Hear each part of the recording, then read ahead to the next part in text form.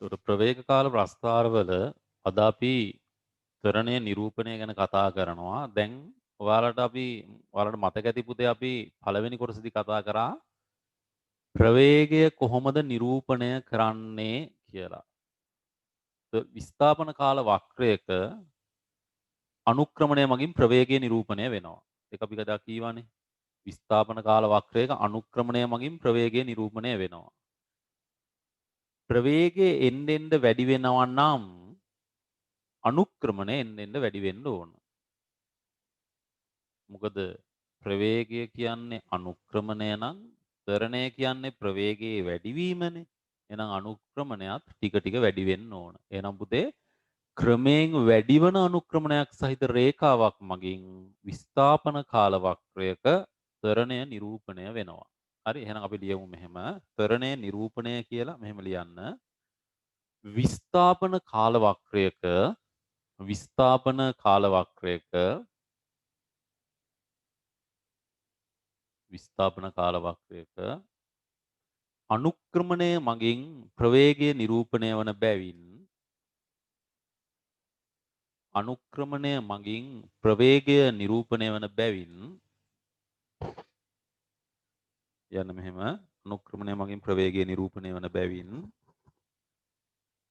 ක්‍රමයෙන් වැඩිවන අනුක්‍රමණයක් සහිත රේඛාවක් මගින් ක්‍රමයෙන් වැඩිවන අනුක්‍රමණයක් සහිත රේඛාවක් මගින් ක්‍රමයෙන් වැඩිවන ප්‍රවේගය නිරූපණය වේ. ක්‍රමයෙන් වැඩිවන ප්‍රවේගය නිරූපණය වේ.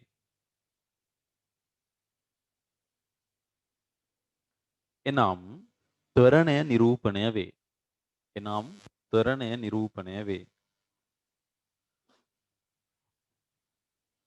හරි දැන් එදා වගේ අපි අර විවිධ චලිත වර්ග ගැන කතා කරමු. ලියන්න පළවෙනි චලිතය අපි රෝම ඉලක්කම් හරි ඔයාලා මොකක් හරි ඉලක්කමක් දාලා ලියා ගන්න නැත්නම් එහෙම නැත්නම් තරු ලකුණු දාලා ලියා ගන්න ඉතින් ඒ පිළිවෙලටම ලියා ගන්න. පළවෙනි අවස්ථාව ලියන්න මෙහෙම වස්තුවක් මූල ලක්ෂයේ සිට වස්තුවක් මූල ලක්ෂයේ සිට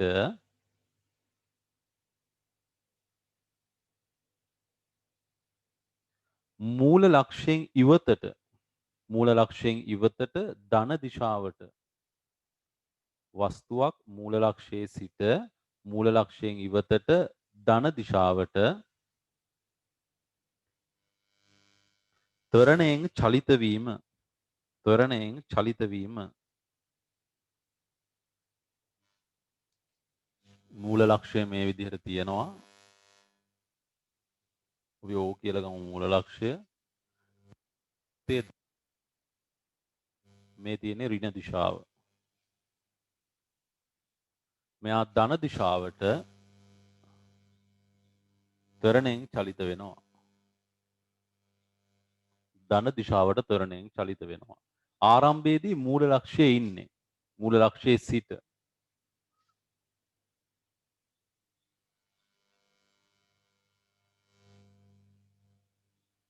අපිට VT වක්‍රය මෙහෙම නිරූපණය කරන්න පුළුවන්. VT නෙවෙයි ST වක්‍රය.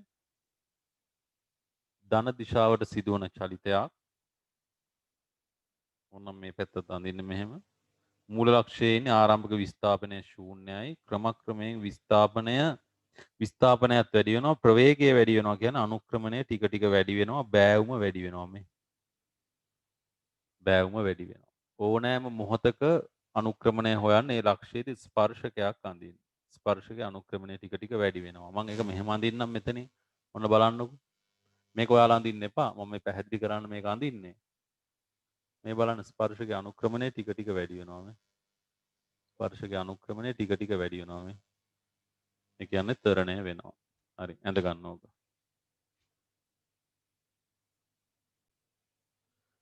ඊළඟ අවස්ථාව ලියන්න වස්තුවක් ධන දිශාවේ සිට මූල ලක්ෂ්‍ය වෙතට වස්තුවක් ධන දිශාවේ සිට මූල ලක්ෂ්‍ය වෙතට ත්වරණයෙන් චලිත වීම වස්තුවක් ධන දිශාවේ සිට මූල ලක්ෂ්‍ය වෙතට ත්වරණයෙන් චලිත වීම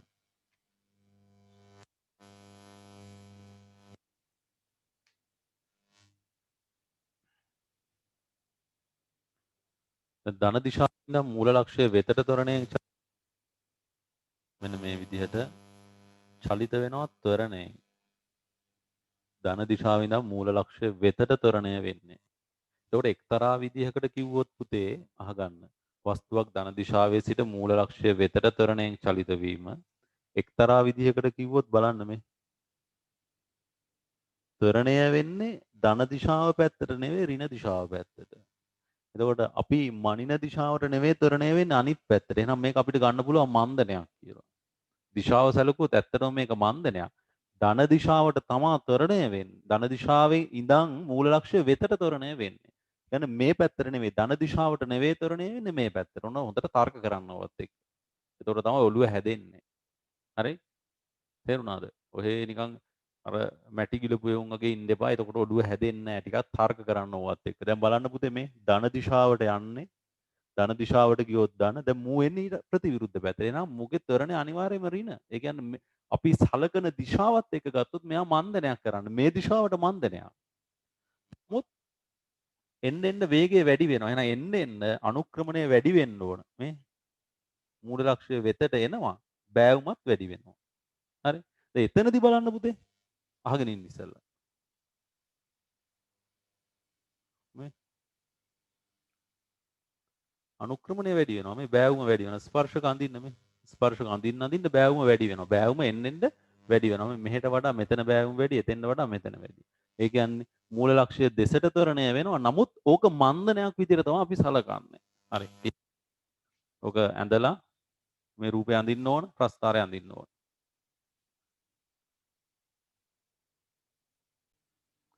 දැන් මෙහෙම මූල ලක්ෂ්‍ය දෙසට ත්වරණය වන වස්තුවේ මූල ලක්ෂ්‍ය දෙසට ත්වරණය වන වස්තුවේ ධන දිශාවට පවතින්නේ මන්දනයකි. ධන දිශාවට පවතින්නේ මන්දනයකි.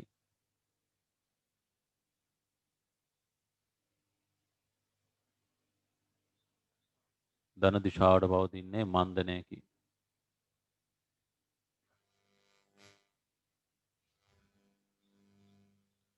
හරි ඊළඟට යන්න ඊළඟ අවස්ථාව තුන්වෙනි අවස්ථාව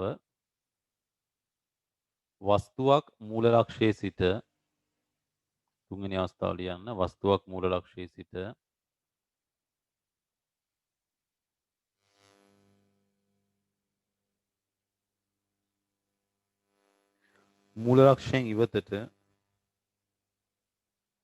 මූල ලක්ෂයෙන් ඉවතට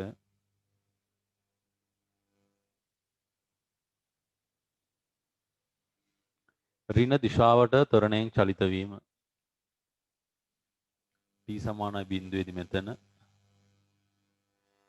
මූල ලක්ෂයෙන් ඉවතට ඍණ දිශාවට ත්වරණයෙන් චලිත වෙනවා මේ විදිහට t සමානයි t කාලයකදී මේ වගේ තැනක ඉන්නවා t සමානයි බිඳුව කියන්නේ පුතේ ආරම්භක අවස්ථාව මම නැවත වතාවක් ඒක කියන්නම් වස්තුවක් මූල ලක්ෂයේ සිට මූල ලක්ෂයෙන් ඉවතට ඍණ දිශාවට ත්වරණයෙන් චලිත වීම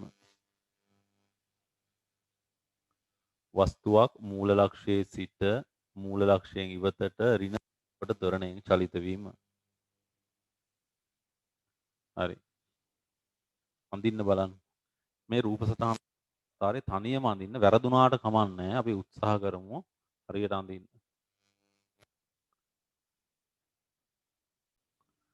ඊළඟට පිළිතුර එන්නේ මෙන්න මේ විදිහට එන්න අනුක්‍රමණය වැඩි වෙනවා තරණය වෙනවා හරි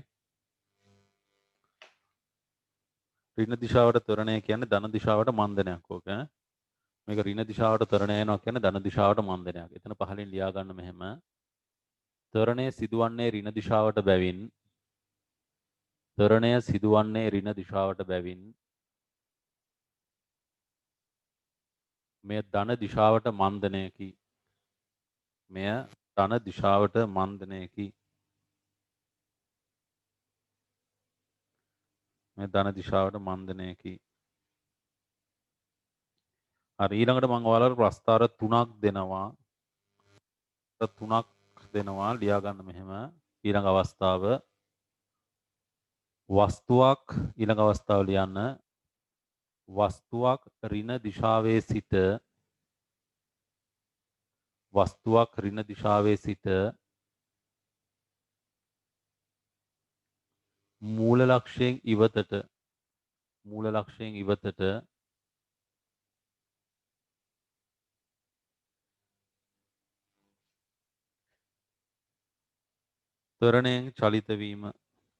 ත්වරණයෙන් චලිත වීම t සමානයි බිඳුවේදී මේ වගේ තැනක ඊට පස්සේ ත්වරණය වෙනවා ඍණ දිශාවේ සිට මූල ලක්ෂයෙන් ඉවතට. ඔක් කොහොමද එන්නේ? ආරම්භයේදී යම් විස්ථාපනයක් තියෙනවා මූල ලක්ෂයෙන් ඉවතට ත්වරණය වෙනවා මේ. මූල ලක්ෂයෙන් ඉවතට ඍණ දිශාවට ත්වරණය වෙනවා නම් ධන දිශාවට මන්දනයක්. හඳ ගන්න ඕක.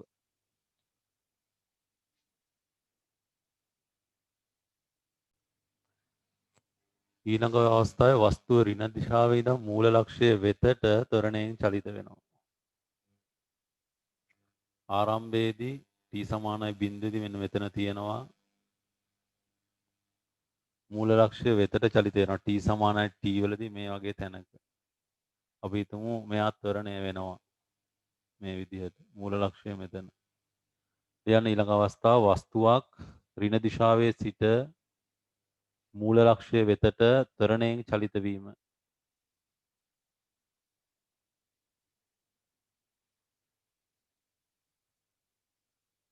වස්තුවක් ඍණ දිශාවේ සිට මූල ලක්ෂ්‍ය වෙතට ත්වරණයෙන් වීම. හරි රූප සටහන ඇඳ ගන්න ඇඳගෙන ප්‍රස්ථාරයත් අඳින්න බලන්න. ඍණ දිශාවේ ඉන්නේ. හරි ඍණ දිශාවේ ඉන්නේ මූල ලක්ෂ්‍ය වෙතට චලිත වෙනවා. ඔය විදිහට. ඍණ දිශාවේ ඉන්න මූල ලක්ෂ්‍ය වෙතට චලිත වෙනවා. ත්වරණයෙන් චලිත වෙනවා. මේක ධන දිශාවට සිදුවන ත්වරණයක්. මේ හැම වෙලේම සුළු කෝණ හදන්නේ පුතේ මේ. මම මේක අඳින්නේ ඔයාලට පැහැදිලි කරන්න ඕන හින්දා හැම වෙලේම සුළු කෝණ හදන්න. ඒ විදිහට තර්ක කරන්න ගානත් එක්ක. දැන් මම කියලා දෙන දේම නෙවෙයි. සමහර වෙලාවට මම මේකේ කෙලවරටම කියලා දෙන්නේ නැහැ. සමහර විට ළමයි එතනින් එහාට හිතන්න පුළුවන්. හරි ළමයින්ට පුළුවන් එතනින් එහාට හිතන්න. ඉතින් ඔයාලා හිතලා මගෙන් අහන්න මොනවා හරි සැකසහිත තැන් තියෙනවා නම් එහෙම තමයි වැඩ කරන්න ඕන. හැම වෙලේම ගුරුවරයාට වඩා ගෝලයා ඉදිරියට යන්න ඕන. එහෙම වුණොත් තමයි මේ ලෝකෙ දියුණු වෙන්නේ. මගේ නම් ප්‍රාර්ථනය ඒක. මං හරි සතුටු වෙනවා ඔයාලා මං ඉන්න තැනට වඩා සෑහෙන ඉහළට ගියොත්. ඉහළට කියලා කියන්නේ මේ මුහුදු මට්ටමේ ඉඳන් ඉහළට එහෙම නෙවෙයි. හරි. ඔයාලා මම ඉන්න තැනට වඩා මම හිතන විදියට වඩා වැඩියෙන් හොඳට හිතනවා නම් මං ඒකට හරි කැමතියි. ඒ හින්දා මම කියන්නේ ෆිසික්ස් කියන්නේ එහෙම හරි ලස්සන සබ්ජෙක්ට් එකක්. හරි. ඒ කියන්නේ මේ පරිසරයේ දකින්න තියෙන දේවල් එක්ක තමයි අපි මෙතනදී යන්නේ. ඉතින් ඒවා පොඩ්ඩක් ගලපලා ගන්න පරිසරයේ තියෙන ඒවාට කොහොමද මේවා ඇප්ලයි කරන්න කියලා බලන්න. එතකොට හරි රසවත් විදියට මේක ඉගෙන ගන්න පුළුවන්. මේක නිකන් මේ ගණන් ටිකක් හදලා නවත්තන එකක් නෙවෙයි. හරි. ඒ හින්දා මේක හිතන්න මෙතනින් එහාට මේක කොහොමද එන්නේ? ඇයි මෙහෙම එන්නේ? මේම ආවොත් කොහොමද? මෙතනින් එහාට තව මම යම් තැනකින් නවත්තනවා. හැබැයි මේවා මෙතනින් ඉවර වෙන්නේ නැති වෙන්න පුළුවන්. තව එහාට හිතන්න පුළුවන්. එහෙම හිතන ළමයි ඉන්නවා. එහෙම ප්‍රශ්න අහන ළමයි ඉන්නවා. ඒක මං කිසිම වෙලාවක ඔයාලා අහන ප්‍රශ්නයක් අහනකොට ඒක කරදරයක් කියලා හිතන්නේ නැහැ.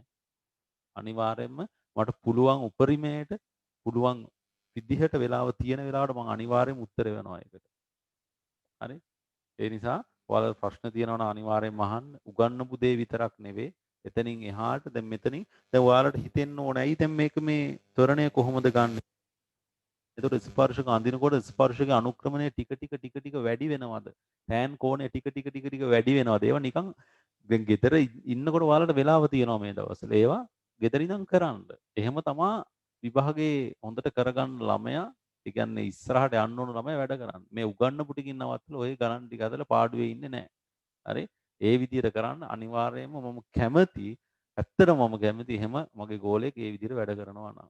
අනියම හිතලා මෙතනින් එහාට මම උගන්වන දේටත් එහා ඉගෙන ගන්න ඒ ළමයා උත්සාහ කරනවා නම් ඒක ගොඩක් හොඳයි. හරි එහෙනම් ප්‍රස්තාරය මෙන්න මේ විදිහට එන්නේ.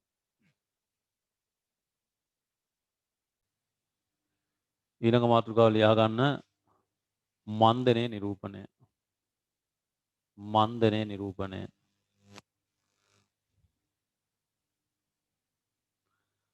හරි. එතකොට පුතේ මේ මන්දනය කියන්නේ ප්‍රවේගයේ සිදුවන අඩුවීමක්. ප්‍රවේගය අඩු වෙනවා. ප්‍රවේගය අඩු වෙනවා කියන්නේ අනුක්‍රමණය අඩු වෙනවා විස්ථාපන කාලවක්‍රයක. එහෙනම් අනුක්‍රමණය ක්‍රමයෙන් අනුක්‍රමණය අඩුවන රේඛාවක් මගින් මන්දනය නිරූපණය වෙනවා. මන්දනය කියන්නේ ප්‍රවේගයේ සිදුවන අඩුවීමක්. ප්‍රවේගය නිරූපණය කරන්නේ අනුක්‍රමණය මගින්. ඒ කියන්නේ අනුක්‍රමණය මගින් ලැබෙනවා ප්‍රවේගය. ප්‍රවේගය ටික ටික අඩු වෙනවා කියන්නේ එහෙනම් අනුක්‍රමණය ටික ටික අඩු වෙනවා. ලියන්න මෙහෙම. මන්දනය යනු ප්‍රවේගයේ සිදුවන අඩුවීමයි. මන්දනය යනු ප්‍රවේගයේ සිදුවන අඩුවීමයි.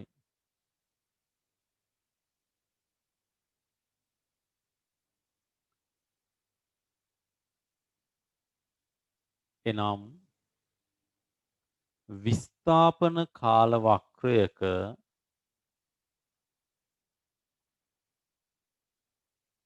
ක්‍රමයෙන් අඩුවන අනුක්‍රමණයක් සහිත රේඛාවක් මගින්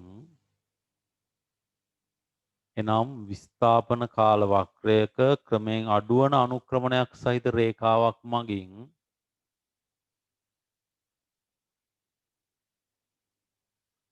මන්දනය නිරූපණය කළ හැක. ක්‍රමයෙන් අඩුවන අනුක්‍රමණයක් සහිත රේඛාවක් මගින් මන්දනය නිරූපණය කළ හැක.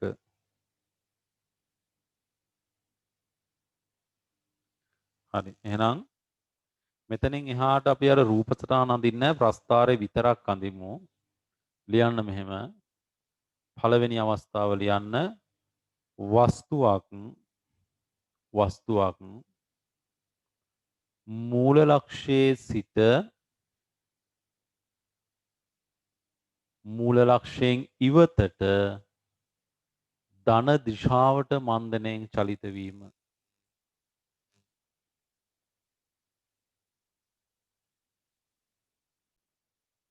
ආරම්භයේදී මූල ලක්ෂයෙන් ඉවතට මන්දනයෙන් කියන අනුක්‍රමණය ටික ටික අඩු වෙන්න ඕන. ඔන්න ඔය විදිහට. හරි. මන්දනයෙන් චලිත වෙන්නේ නියත අවස්ථාවට ගේන්න එපා. එතකොට නිශ්චල වෙනවා. යම් එක්තරා මොහොතක නිශ්චල වෙන්න පුළුවන්. මෙහෙම චලිත වෙලා මොකද? එන්න මන්දනය වෙනවනේ ප්‍රවේගය අඩු වෙලා නිශ්චල වෙන්න පුළුවන්. ඔන්න ඔය විදිහට එන්න. මූල ලක්ෂයෙන් ඉවතට ධන දිශාවට එන්න විස්ථාපනය වැඩි වෙනවා ධන දිශාවට. හරි. රූප සටහනත් අඳිමු අපි ඒකට. මූල ලක්ෂය මෙහෙම. මූල ලක්ෂයේ ආරම්භයේදී ඉන්නේ t සමානයි බිඳුව. මූල ලක්ෂයේ ඉවතට චලිත වෙනවා මන්දනයෙන් ත්වරණය ඍණයේ මේ t සමානයි t කාලයේදී. මේ ඍණ දිශාව මේක එහා පැත්තට ඊතලයක් දාලා ධන දිශාව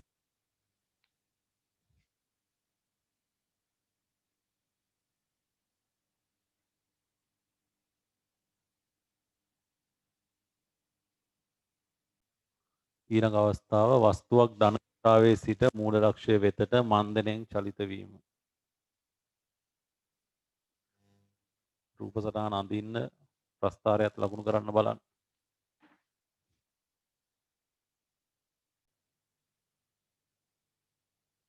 ආරම්භයේදී මේ වගේ තැනක ඉන්නවා මන්දනය කියන්නේ අනුක්‍රමණය ටික ටික අඩු වෙන්න ඕන. මෙන්න මේ විදිහට. මූල ලක්ෂයට ඇවිල්ලා එතන ඒක පහු කරලත් යනවා. ඉතින් අපිට ප්‍රශ්නයක් නැහැ. පහු කරලත් යනවා. ඉතින් ඕනනම් මෙහෙට අඳින්න ප්‍රස්ථාරය තව. කිසිම ප්‍රශ්නයක් නැහැ. මෙතන මේ බලන්නකෝ ඔයාලට දැන් කොහොමද මේ ලක්ෂ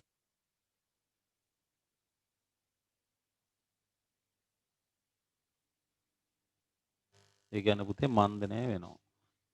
හරි.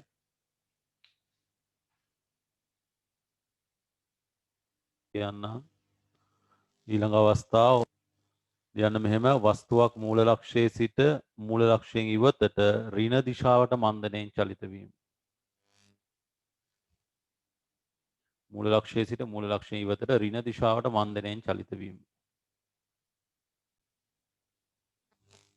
මූල ලක්ෂයෙන් ඉවතට මන්දනයෙන් කියන්නේ පුතේ අනුක්‍රමණය බෑවුම ටික ටික අඩු වෙන්න ඕන මේ.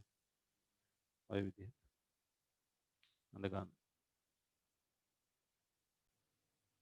ඊළඟ අවස්ථාව ලියන්න වස්තුවක් ඍණ දිශාවේ සිට මූල ලක්ෂ්‍ය වෙතට මන්දනයෙන් චලිත වීම.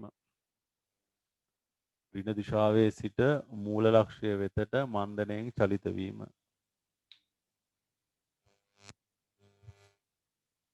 ඍණ දිශාවේ තියෙන මූල ලක්ෂ්‍ය වෙතට මන්දණයෙන් චලිත වෙනවා.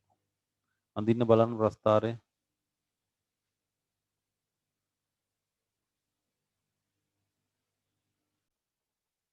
වස්තුවක් මූල ලක්ෂයේ ඍණ දිශාවේ ඉඳන් මූල ලක්ෂ්‍ය වෙතට මන්දණය. මන්දණයෙන් කියන්නේ බෑගම ටික ටික අඩු වෙන්න ඕන ඔන්න ඔය විදිහට. ඔන්න තව එහාට මේක අඳින්න කිසි ප්‍රශ්නයක් නැහැ. කිසිම ප්‍රශ්නයක් නැහැ යන්න කියලා. හරි.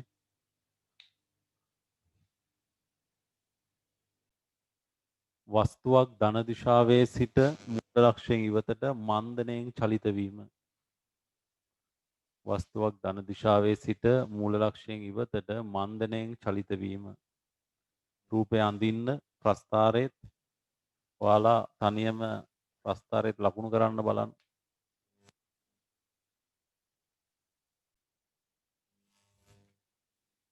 ආරම්භයේ ධන දිශාවේ ඉවතට මන්දණයෙන් අනුක්‍රමණය ටික ටික අඩු වෙන්න ඕන. ඔය විදිහට. හරි.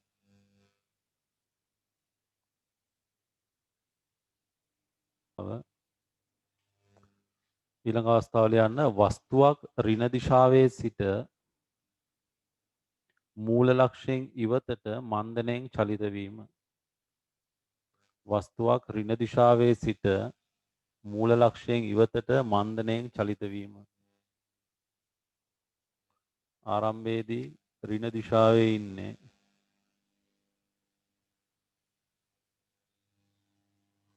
ඍණ දිශාවේ සිට මූල ලක්ෂයෙන් ඉවතට මන්දණයෙන් චලිත වෙනවා. ඔය විදිහට.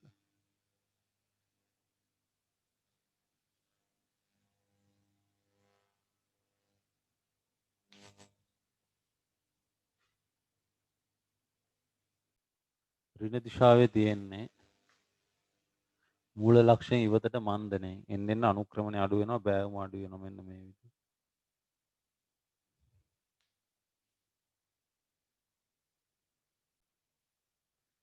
දැන් හිතන්නකෝ මෙහෙම ගුරුත්වය යටතේ වස්තුවක් සිරස්ව ඉහළට ප්‍රක්ෂේපණය කරා. යම් ප්‍රවේගයකින්. අපි දන්නවා දැන් මේකේ චලිතය ගැන අපි කතා කරලා තියෙනවා ඉහළට යනකොට මන්දනය වෙනවා මන්දනේලා නැවත එනවා පහළට. ආරම්භක ලක්ෂයටම එනවා. ඒ ප්‍රවේගයෙන් චලිතය සමමිතික නිසා ඉහළට ගිය කාලය පහළට ගිය කාලයට සමානයි. දැන් මේකේ විස්ථාපන කාල ප්‍රස්ථාරයක් ඇන්දොත් විස්ථාපන කාල ප්‍රස්ථාරයක් ඇන්දොත් චලිතය සමමිතිකයි මේ විදිහට ඉහළට ගිය කාලේ ඉහළට යනකොට මන්දනය වෙනවා. මේක අපි ගමු මූල ලක්ෂය කියලා. මෙන්න මේක අපි ගන්නවා යොමු නිරීක්ෂණය කරන ලක්ෂය මූල ලක්ෂය කියලා. මූල ලක්ෂය. හරි. මූල ලක්ෂය කියලා ගන්නවා. එතකොට මෙතනදී මේ දිශාව ධන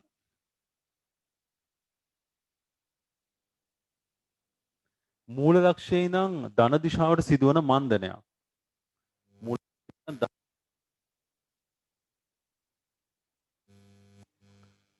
නැවත ධන දිශාවේ ඉඳන් මූල ලක්ෂය වෙතට ත්වරණයෙන් චලිත වෙනවා. මොකද ඉහළට මන්දනයක් පහළට ත්වරණයක්. මූල ලක්ෂය දෙසට ත්වරණයෙන් චලිත වෙනවා. ගතවන කාලයන් සමානයි. මේ කාලය T නම් මේ කාලයත් නැවත ප්‍රක්ෂේපණ ලක්ෂයට එන්නේ විස්ථාපනය ශූන්‍යයි. හරි? එහෙනම් ලියන්න මෙහෙම තර ලකුණක් දාලා ලියන්න මෙහෙම ගුරුත්වය යටතේ සිරස්ව ඉහළට ප්‍රක්ෂේපණය කරන ලද වස්තුවක්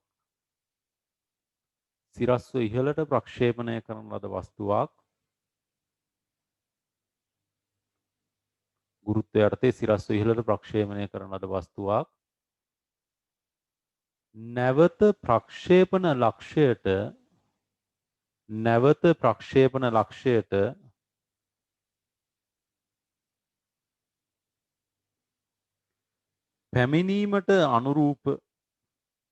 පැමිණීමට අනුරූප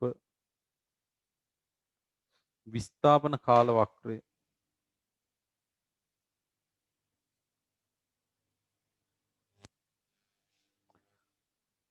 හරි ස්ථාපන කාල වක්‍රය අපි මෙහෙම විස්තරය ලියා ගමු ඉස්සෙල්ලා යන්න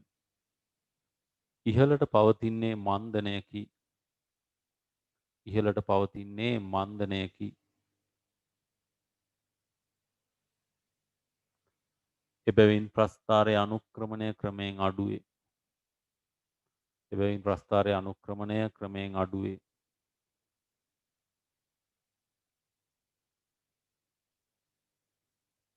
ඔන්න ඉහළ මුසට යනවා පුතේ යන්න නැවත පහළට පැමිණෙන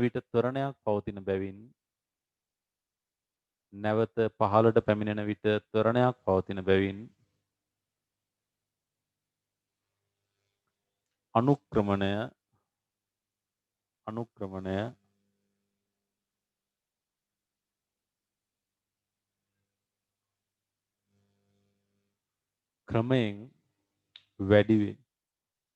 අනුක්‍රමණය ක්‍රමයෙන් වැඩි වේ.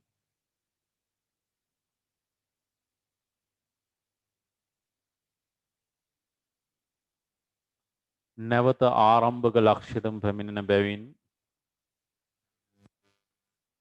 ආරම්භක ලක්ෂ්‍යයටම පැමිණෙන බැවින් විස්ථාපනය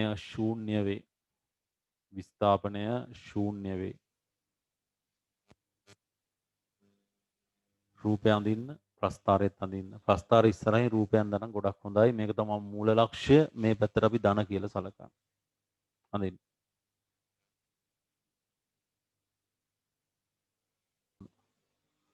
ඊළඟ තරු ලකුණ ලියන්න. ගුරුත්වය යටතේ සිරස්ව ඉහළට ප්‍රක්ෂේපණය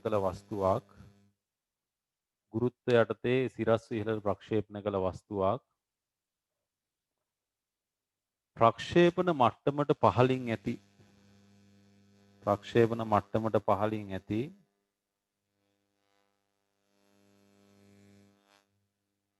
වලකට වැටීමට අනුරූප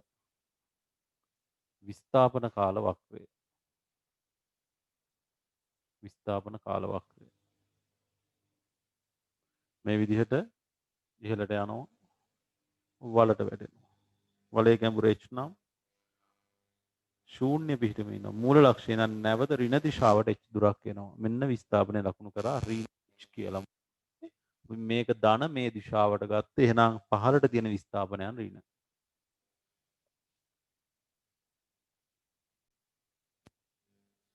දුර කාල ප්‍රස්ථාර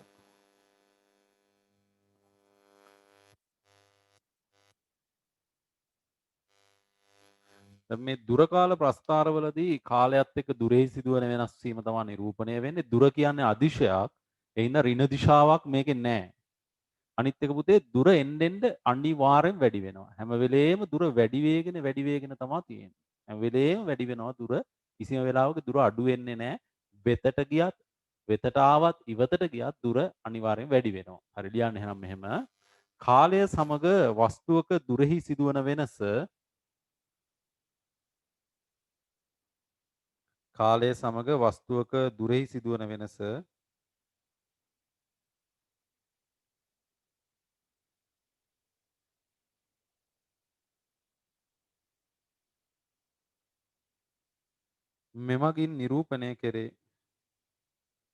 මෙමගින් නිරූපණය කෙරේ.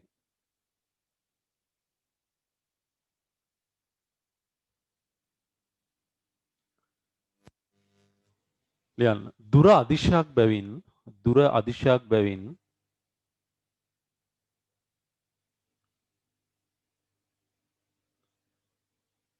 අදාළ ලක්ෂයේ සිට ඇති දුර සෑම විටම වැඩි වේ. දුර අදිශයක් බැවින් අදාළ ලක්ෂයේ සිට ඇති දුර සෑම විටම වැඩි වේ.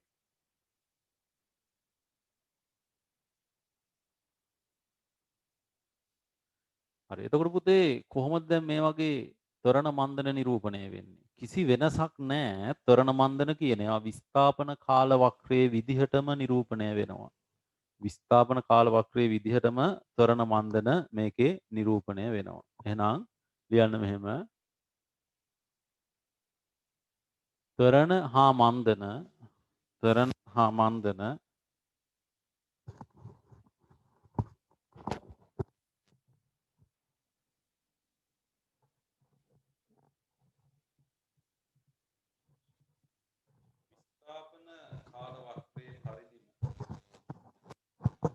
විස්ථාපන කාල වක්‍රයේ පරිදිම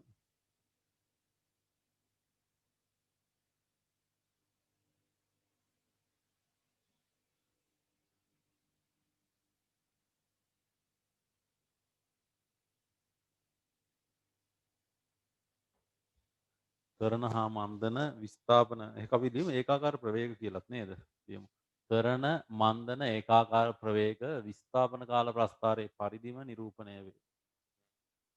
ත්වරණ මන්දන ඒකාකාර ප්‍රවේග විස්ථාපන කාල වක්‍රයේ පරිදිම නිරූපණය වේ.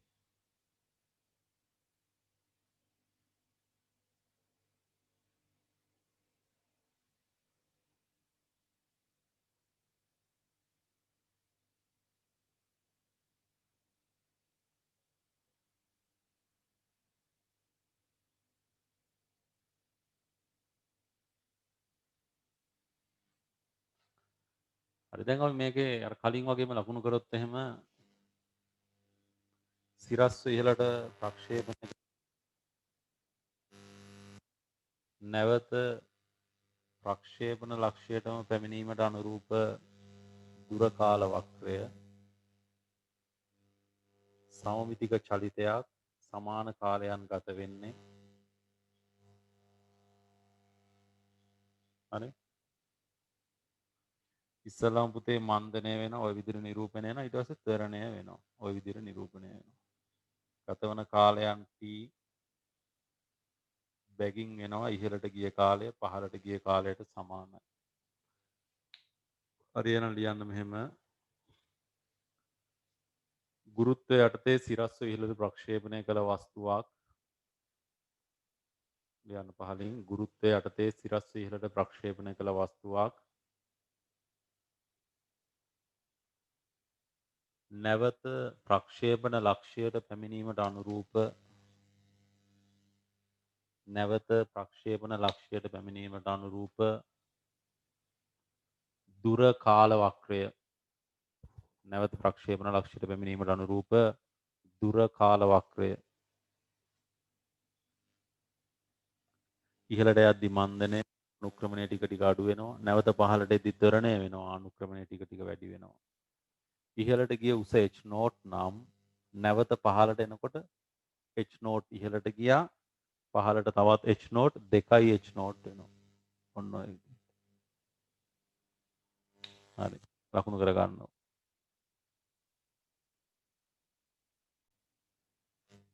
ඊළඟට අපිට කතා කරන්න තියෙන්නේ ප්‍රවේග කාල ප්‍රස්ථාර ගැන ප්‍රවේග කාල ප්‍රස්ථාර කොටස මම ඊළඟ දවසේ තුන්වෙනි දවසේ මේ වීඩියෝ එකෙන් ඔයාලට ප්‍රවේග කාල ප්‍රස්ථාර ගැන කියලා දෙන්නම්. දැන් අපි විස්ථාපන කාල වක්‍ර ඉවර කරා දුර කාල වක්‍ර ඉවර කරා අපිට තව ඉතිරිලා තියෙන ප්‍රවේග කාල වක්‍ර සහ ත්වරණ කාල වක්‍ර. ත්වරණ කාල වක්‍ර ගැන ලොකුවට අපිට කතා කරන්න නැහැ. හරි? නමුත් ඉතින් අවශ්‍ය දේවල් ටික අපි සාකච්ඡා කරනවා. ප්‍රවේග කාල වක්‍ර ගැන ටිකක් වැඩිපුර කතා කරන්න තියෙනවා. ඒ කොටස අපි ඊළඟ දවසේ කතා කරනවා.